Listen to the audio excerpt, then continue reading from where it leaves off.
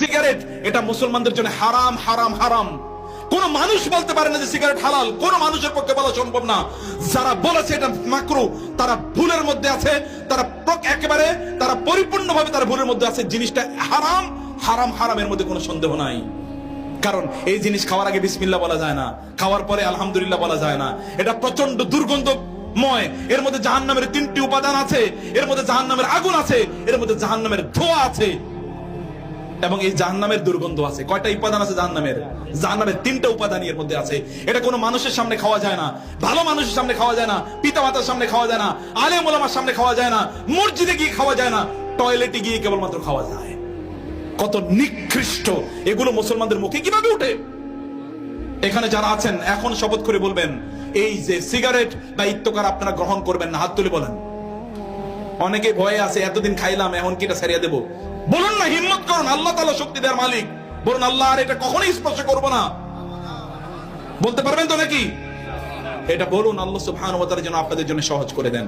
রমাদান আসছে সামনে, প্র্যাকটিস করেন না।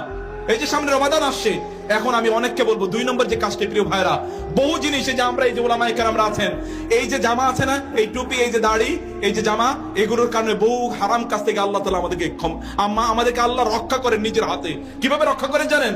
এই দাড়ি টুপির কারণে খারাপ জিনিসের দিকে তাকাতেই পারি না। এই টুপি এই জামা কাপড় নিয়ে কি সিনেমা হলে ঢুকতে পারবো? কোথাও দাঁড়াইয়া আমি আমার এলাকায় সর্বশেষ অথবা দেশে অথবা বিদেশে কোথাও কোন দোকানের সামনে দাঁড়িয়ে সর্বশেষ কবে চা খেয়েছি এবং ওইখানে কবে আড্ডা দিয়েছি এরকম আমার মনে নাই। বিশ্বাস করুন, মনে নাই। গত 30 বছরে মনে পড়ে না কোনদিন এরকম কাজ করেছি। একটাই কারণ যে এই দাড়ি টুপি নিয়ে ওইখানে কিভাবে দাঁড়াই ওইখানে। সিনেমা তো বহু পরের কথা, টেলিভিশন দেখা তো বহু পরের কথা, উলঙ্গ অশ্লীল নারীর দিকে তাকানো তো বহু পরের কথা, পরকীয়া তো বহু পরের কথা, হারাম জিনিস স্পর্শ করা তো বহু পরের কথা। এগুলো আমাদেরকে বাঁচিয়ে দেয়। এগুলো আল্লাহ সুবহানাহু ওয়া তাআলা বাঁচানোর জন্য বহু আইটেম আল্লাহ তাআলা তৈরি করে দিয়েছেন। এখানে অনেকের এখনো দাড়ি নাই, এমন 2-4 জন একটু হাত তুলে বলেন তো যে আপনারা এখন থেকে দাড়ি রাখবেন ইনশাআল্লাহ। মাশাআল্লাহ মাশাআল্লাহ মাশাআল্লাহ। অনেকেই তোলেন নাই, তাতে কি হচ্ছে? আমার কি তাতে কোনো লস আছে নাকি?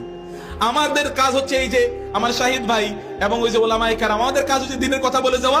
আপনি পালন করবেন কি করবেন এটা আপনার দায়। আমরা বলবো যে আল্লাহ আমরা পৌঁছে দিয়েছি তোমার কথা। আখিরাতে আমাদের মূল কাজ হচ্ছে আখিরাত। আমরা চলে করে গেছি অলরেডি, আমরা অলরেডি আমাদের ব্যবসা করে গেলাম। সেই ব্যবসাটা কার সাথে? আল্লাহর সাথে। আল আদুল্লুকুম আলা তিজারাতিন তুনজিকুম মিন আযাবিন আলীম। এই ব্যবসা আপনি নিতে পারলেন না। আপনার স্ত্রী আপনাকে দাড়ির জন্য পছন্দ করে না, আমাদের স্ত্রীরা দাড়ির কারণে আমাদেরকে পাগলের মতো ভালোবাসে। গিয়ে জিজ্ঞেস করে দেখুন আল্লাহ রাসূল সাল্লাল্লাহু আলাইহি ওয়াসাল্লামকে তার স্ত্রীরা কেমন ভালোবাসতেন। যারা আছে ওলামায়ে কেরামদেরকে জিজ্ঞেস করেন, ওলামায়ে কেরামদের বউ কোথাও পালায়া যায় না, আপনাদের বউরা পালায় কেন? দাড়ি নাই, এরপরে পারফিউমের অভাব নাই, টাকা পয়সার অভাব নাই, এরপরও বউ থাকে না।